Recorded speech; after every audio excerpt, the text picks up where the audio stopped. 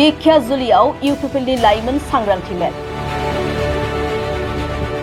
बावैसो सिगां बिटिसिआव सोसनजानाय दिखियाजुलि सोलोंथाइगिरिनि बातासिपुराव थानाय मिलन गोजौ फरायसालिनि गेलेग्रा फोथाराव इउपिपिएल दलनि मोनसे लाइमोन सांग्रांथि मेल लानाय जादों। सनितपुर जिल्ला लाइमोन गांखं इउपिपिएलनि बानजायनायाव बे लाइमोन रेलीखौ खुंनाय जायो। बे हानजा सुरनाया फैगौ 22 सेप्तेम्बराव जानो गोनां बिटिसि बिसायख'थिनि थाखाय गोदानै लुफुंजानाय 36थि हरिसिंगा बियाबाव बिसायख'थि फोसावदिंनायनि थाखाय क'क्राझार लकसभा बियाबनि एमपि जयन्त बसुमतारी आरो इउपिपिएल लाइमोन गांखंनि आफादगिरि इरागदाव ब्रह्म आरो फुकन लाहारीमोनहा बाहागो लादों।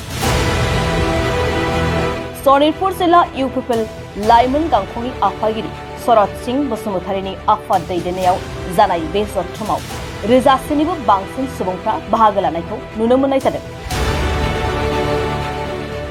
আমাৰ বিশেষকৈ শোণিতপুৰ বিশ্বনাথ এই জিলাখন নতুনকৈ বিটিআৰ অন্তৰ্ভুক্ত হৈছে। এইবাৰ প্ৰথমবাৰৰ কাৰণে তেওঁলোকে ভোটদান কৰিব। বহুত উৎকণ্ঠাৰে তেওঁলোকে বাট চাই আছে আৰু আমিও উৎসাহিত, কিয়নো তেখেতসকলক এইবাৰ প্ৰথমবাৰৰ কাৰণে ভোট দিয়াবলৈ আমি সক্ষম হৈছোঁ আৰু আশা ৰাখিছোঁ তেখেতসকলে নিশ্চয়কৈ আজি প্ৰমোদ বড়ো ডাঙৰীয়াৰ নেতৃত্বত আমাৰ বিটিআৰ অঞ্চলত এতিয়া শান্তি সম্প্ৰীতি উন্নয়নৰ লগতে এতিয়া সমন্বয় আমি যিটো গঢ়িছোঁ আৰু 26টা জনগোষ্ঠী আছে আমাৰ বিটিআৰ অঞ্চলত। 26টা জনগোষ্ঠীৰ ভিজন ডকুমেণ্ট বনোৱা হ'ল, দস্তাবেজ এখন বনোৱা হ'ল।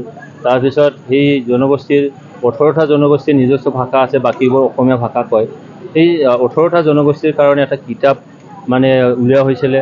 তাত মানে 1000টা বাক্য প্ৰত্যেকটা জনগোষ্ঠীৰে আৰু 1000টা মানে শব্দ। আৰু এই কিতাপখন যদি ভালকৈ আমি অধ্যয়ন কৰোঁ তেতিয়াহ'লে আমাৰ সেই 18টা জনগোষ্ঠীৰ ভাষাটো আমি ভালকৈ মানে অলপ হ'লেও চলিব পৰাকৈ ক'ব পৰা যাব। আৰু তাৰপিছত আমাৰ ইথিনোগ্ৰাফী আজি ইউপিপিএল চৰকাৰৰ ইউপিপিএল দলে নিৰ্ধাৰণ কৰিছে যে ইথিনোগ্ৰাফী আমি বনাম, তাৰমানে ইতিহাস লিখিব লাগিব এই 18টা বা 26টা জনগোষ্ঠীৰ।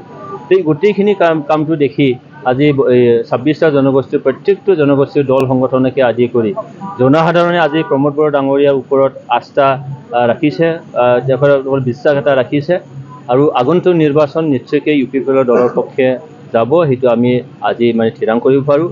আৰু সেই শোণিতপুৰ জিলাৰ সকলো ভোটাৰ ৰাইজক মই আহ্বান জনাম, যিগৰাকী ব্যক্তিয়ে আজি প্ৰত্যেকটো জাতি জনগোষ্ঠীৰ উন্নতিৰ কাৰণে চিন্তা কৰিছে তেনেকুৱা ব্যক্তি বা তেনেকুৱা দলক আমি ছাপোৰ্ট কৰিব লাগে। আৰু এই দলটো কোনো নহয়, এইটো হ'ল ইউপিপিএল। প্ৰমোদ বড়ো ডাঙৰীয়া আমি হাতটো মজবুত কৰিব লাগিব। 26টা জনগোষ্ঠীৰ তেখেতসকলৰ ভাষা কলা সংস্কৃতিৰ সংৰক্ষণ কৰাৰ কাৰণে আজি সংগ্ৰহালয় বনাবৰ কাৰণে এটা সিদ্ধান্ত লোৱা হৈছে। চিৰাং জিলাত সেইখিনি বনোৱা হ'ব। এই গোটেইখিনি কাম কাজটো যদি বনাব লাগে তেতিয়াহ'লে নিশ্চয়কৈ প্ৰমোদ বড়ো চৰকাৰ নিশ্চয় আহিব লাগিব চৰকাৰত, আৰু চৰকাৰ যে আহিব সেইটো একদম খাটা। আগৰ মহিলাৰ এটা অভিযোগ দিছে, কেৱল স্পীড ব্ৰেকাৰ বনায়, বিভিন্ন ধৰণৰ অভিযোগ দিছে, এই সন্দৰ্ভত কি ক'ব?